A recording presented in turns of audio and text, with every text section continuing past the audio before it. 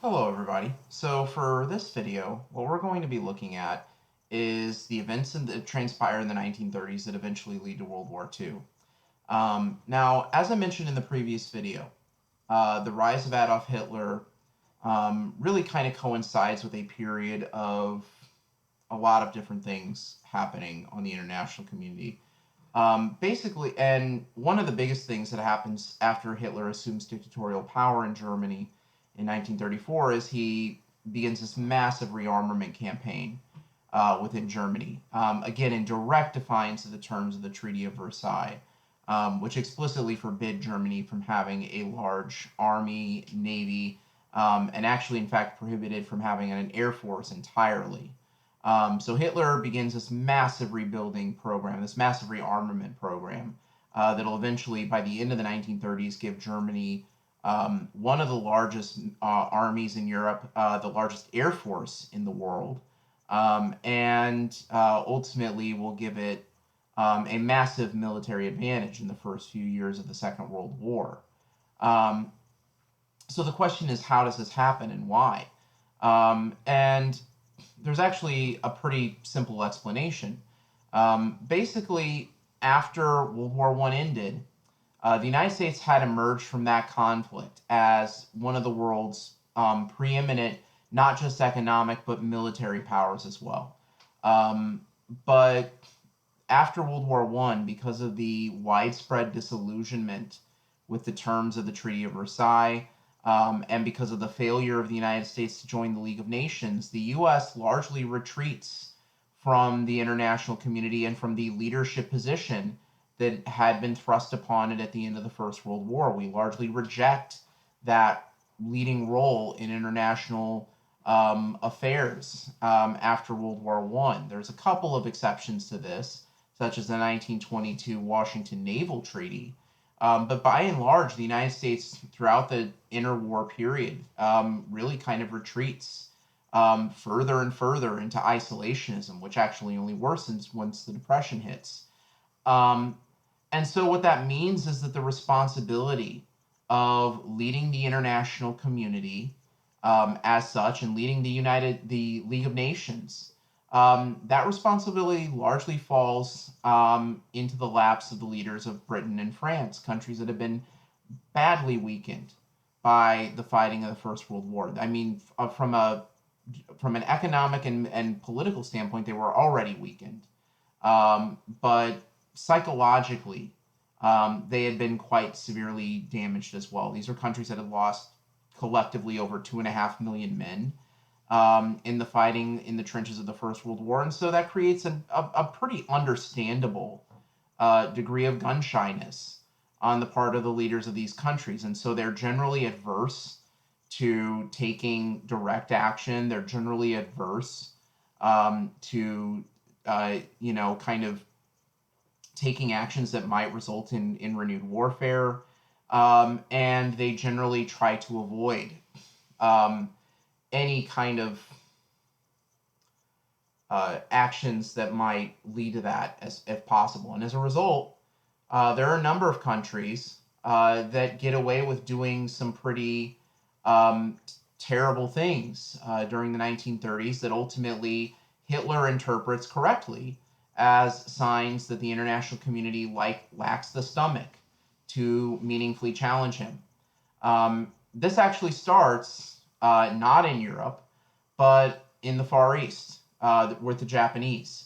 The Japanese, like the Germans, but for different reasons, were not pleased with the terms of the Treaty of Versailles. They didn't feel like they had been given enough territorial concessions or a big enough role in international relations at the end of the First World War. And so throughout the 1920s, Japan's government is increasingly taken over by these military expansionists who want to expand Japan's overseas possessions in Asia, oftentimes seizing territories from European colonial powers in the process as well, to create what they call the Greater East Asian Co-Prosperity Sphere, or as they try to window dress it to make it appear less self-serving than it in fact is, Asia for the Asians. And so the Japanese begin this massive campaign of, kind of beefing up their military and preparing for overseas expansion. Problem is that Japan, being an island country, isn't particularly rich in raw materials like iron and tin or oil or copper or rubber or really pretty much anything. And so starting in the early 1930s, the Japanese begin waging these massive, expansive military campaigns with the aim of gaining access to these raw materials. And this starts in 1931, a full 10 years before Pearl Harbor, when the Japanese launched this massive invasion of Manchuria, following a alleged attack on the Japanese-owned Manchurian railway company in Manchuria, a province of China. And so the Japanese invade Manchuria in the autumn of 1931. It's very quickly deduced that the incident that they had used to justify their invasion had been staged, and that it had not occurred in the way that the Japanese had stated it was, and that moreover their invasion was unjustified. In spite of this, the League of Nations failed to take any meaningful action against the Japanese, resulting in the Japanese delegation quite literally picking up its desk contents, turning about face, and walking out of the League of Nations, literally walking out of the League of Nations. Japan ultimately expanded its war in China progressively over the next several years, starting in 19 and really this turned into a full-fledged war in 1937. So the Japanese launched a full-scale invasion of mainland China in 1937 after kind of beating around the bush for a couple of years. They launched a full-fledged invasion of China in 1937 of mainland China. This results in some pretty fierce fighting between the Imperial Japanese Army and the Chinese Nationalist Army under Chiang Kai-shek.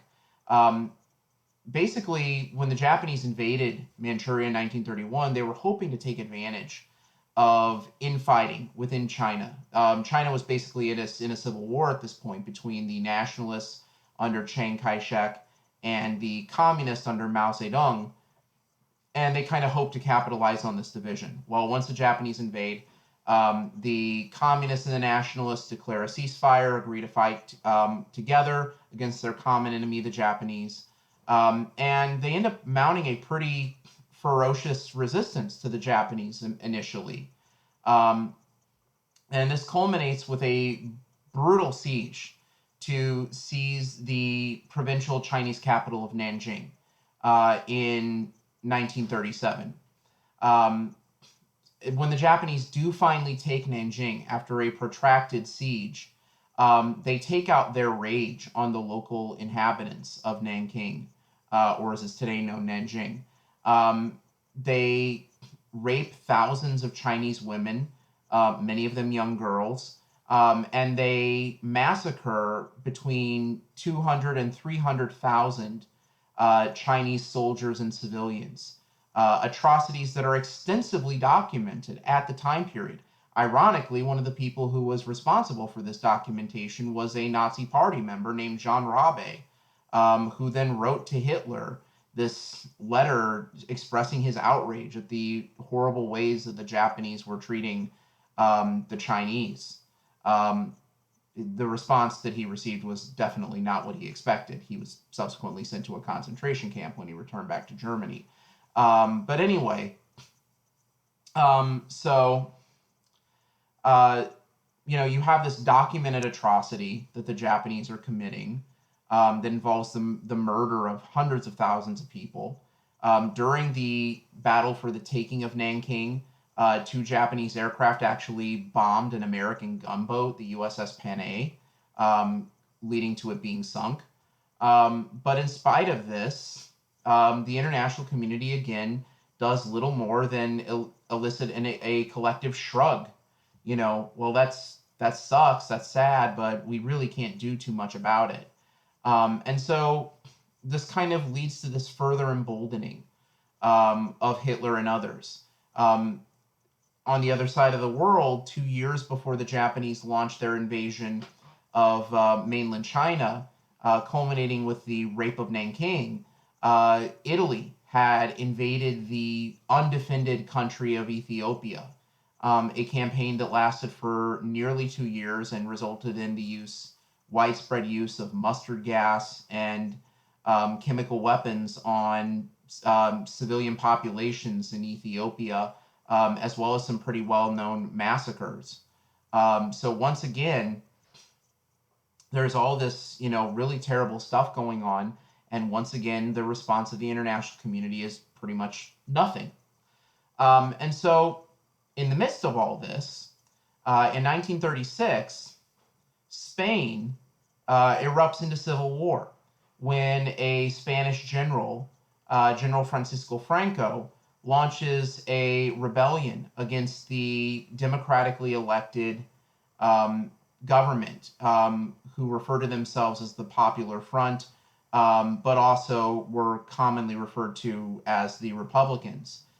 Basically, it was a collection of various leftist groups that had formed a coalition in Spain. And so Franco organizes this fascist rebellion, these groups that call themselves the Nationalists, to fight against the Republicans. And this leads to a brutal civil war in Spain.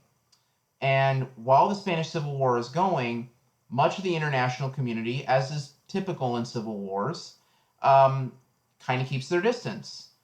Not so with Nazi Germany. Nazi Germany sees the Spanish Civil War as an opportunity of sorts. And so Hitler begins providing massive amounts of military aid to Franco and the Nationalists, effectively tipping the scales of the Spanish Civil War in favor of the Nationalists, but also in the process providing for Hitler and his new rebuilding and rearming war machine a sort of dress rehearsal for the weapons and tactics that they would later use to devastating effect in the early years of the Second World War. The Spanish Civil War, the German forces involved, particularly the German Air Force, the Condor Legion, plays a massive role. And they ultimately pioneer new types of close coordination between air and ground units, the use of armored tanks and aircraft in close coordination with one another. And all of these advancements would later give the Nazis an early edge in the campaigns against France and Britain, and for a while against the Soviet Union in the early years of the Second World War, because of the experience that they gained in Spain. So the Spanish Civil War proves to be basically a dress rehearsal or proving ground for the weapons and tactics that the Nazis would later deploy with great effectiveness in the early phases of the Second World War. Ultimately, it ends in 1939, the same year that World War II begins, not coincidentally, with Franco's forces emerging victorious, thus plunging Spain into a fascist dictatorship that would ultimately last until Franco's death in 1975, when Spain began the slow and painful transition back to democracy, something which is actually in some ways still a ongoing process in that country, at least in terms of dealing with the historical legacy of the Spanish Civil War and the Franco era. But anyway, so the Spanish Civil War provides an opportunity for Hitler to flex this newfound military muscle, and to develop new weapons and tactics and to use them on the battlefield for the first time. And the failure of the international community to stop him from doing so or to try to counterbalance the lopsided support that the Nazis give the nationalists in the Spanish Civil War ultimately further emboldens him. And so in 1938, 2 years after the start of the Spanish Civil War and 2 years after Hitler had sent troops into the Rhine River Valley, which had been a kind of demilitarized zone created by the terms of the Treaty of Versailles, to retake that area. Hitler decides he's going to further expand the German Reich by annexing neighboring Austria. This is an event that is fairly well known and fairly famous for its depiction in popular culture in the 1965 musical The Sound of Music. But unlike what is represented in The Sound of Music, um, the majority of the people in Austria um, were not apprehensive about the arrival of the Nazis. Really, the only people in Austria who didn't greet the Nazis with open arms when they annexed their country into Nazi Germany in the spring of 1938 um, were Austria's sizable Jewish population, most of whom lived in Vienna, and many of whom tried, some successfully, many more unsuccessfully, to flee the Nazis when they took over their country. So, that's a pretty big deal. The annexation of Austria significantly increases the size of Nazi Germany, um, but that doesn't mark the end of Nazi expansionism. Hitler's goal at this point fundamentally is to create a German ethno state. He wants to create this new German Reich where you're going to create this new master race, this new pure-blooded master race, as he refers to it. And he wants to unite all of the German-speaking areas of Europe together under the Nazi flag, basically. And so that's part of it. There's another part of this that I'll get into later. But basically, the Nazis want to create this new ethno state in the middle of Europe by uniting all the German-speaking peoples together. And so, after the annexation of Austria, Hitler's thirst for expansion isn't really met.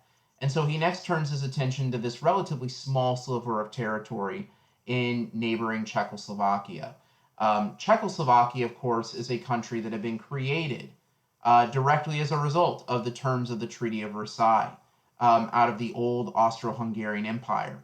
And as a territory that was once part of the Austro-Hungarian Empire and therefore controlled by officials from Vienna, Czechoslovakia had a sizable German-speaking minority in an area bordering Bavaria in the modern Czech Republic known as the Sudetenland.